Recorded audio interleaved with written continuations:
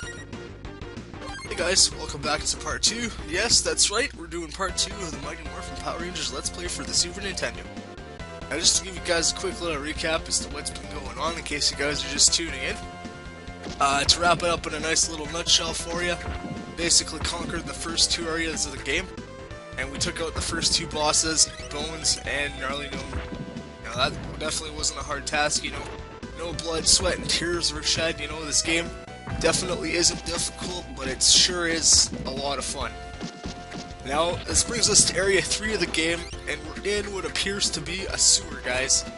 Now, as always, you start off in civilian mode, and for this level, I'm using Zack, the Black Ranger. I know he looks heavily inspired by one NC Hammer. You know, he's rocking the blue vest there and some purple parachute pants there. You know, he looks kind of neato, right? So we got some new enemies here. We got some spiders. They're one-hit kill enemies.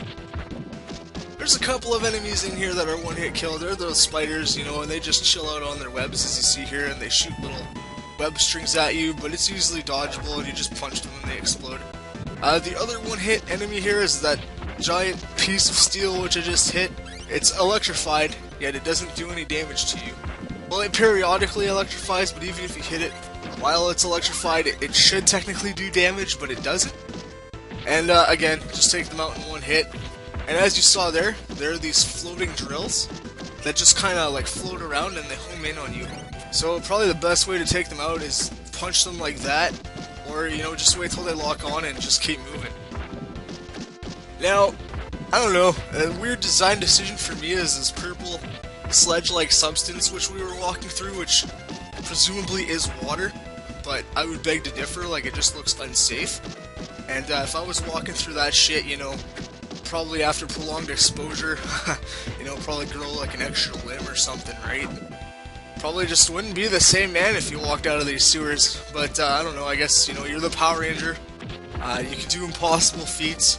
Maybe you're secretly a ninja cyborg or something. Who knows? Who knows? And here we are, we got the first glimpse of the boss. This time it's Guy, and you know what time it is, guys? It's Morphin time, guys! Mastodon power! And that's right, we're the Black Ranger.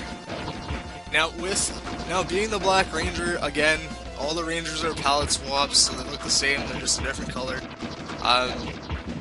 The differences are they each got their own signature weapon, Zack's being an axe. That's right, he's an axe man. The axe is pretty badass. I would say Zack is more of a mid-range character as opposed to Billy or Kimberly. You know, the axe does have some good range, but I'd say it's more mid.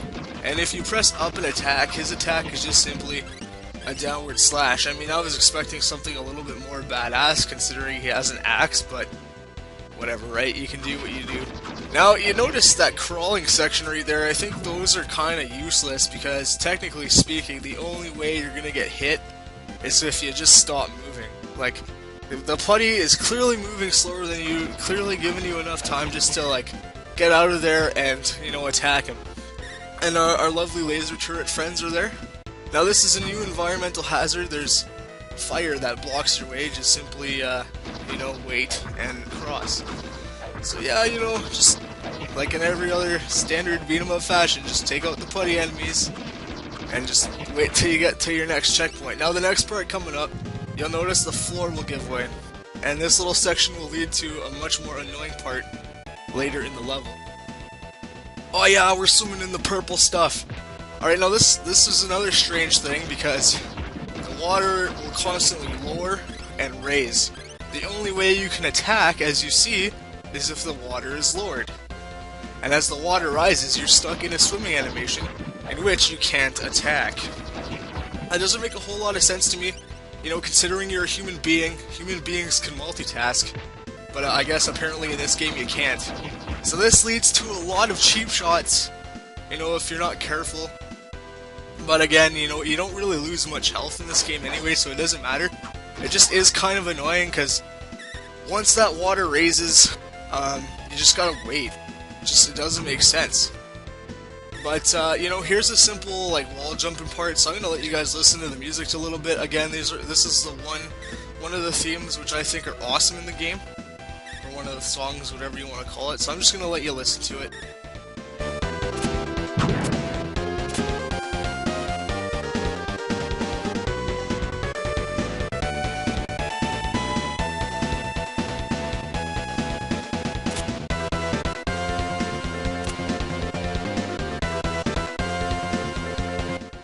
music keeps getting better from there.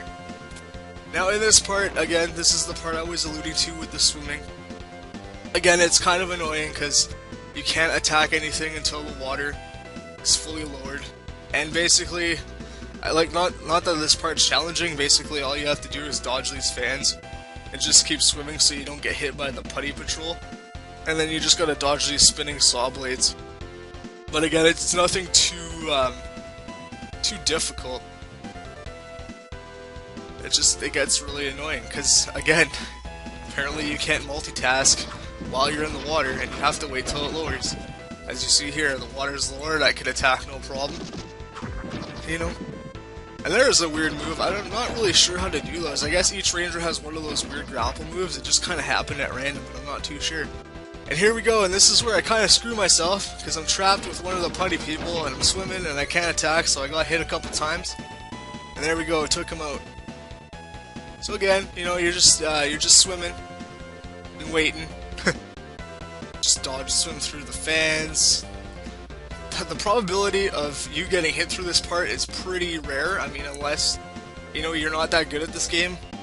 This game isn't really that hard anyway, so I don't see why people would have much of a problem, you know, but if you do, like, just take it slow, wait for the water to rise, do what you need to do, and eventually, you know, you'll get through this part.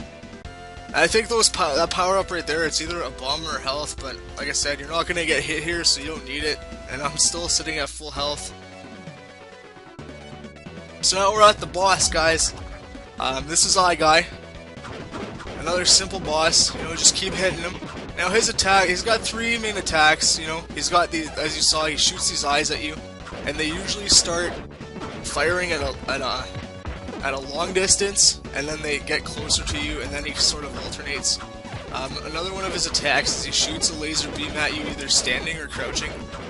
And then another move that he has is he'll, as you see there, he'll dive up in the air and he'll slam to the ground.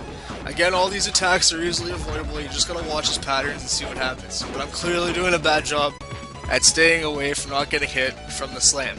And then after a while, you'll see here, his eyes start to disappear, and it's just the one eye. And then he'll just float around, shoot these like homing energy beams at you. But you know, just keep jumping in the air, trying to hit him. I would say soon, like right here, you know, a good opportunity to use the bomb technique. And as you see there, it's for Mastodon, it's a rock slide. But again, this boss isn't too hard, you know, just keep jumping and hitting him, and eventually he'll just, you know, he'll eventually just end here. And there it is. And this brings us to the end of part 2, ladies and gentlemen. There's your password. Hope you guys had fun. See you guys in part 3.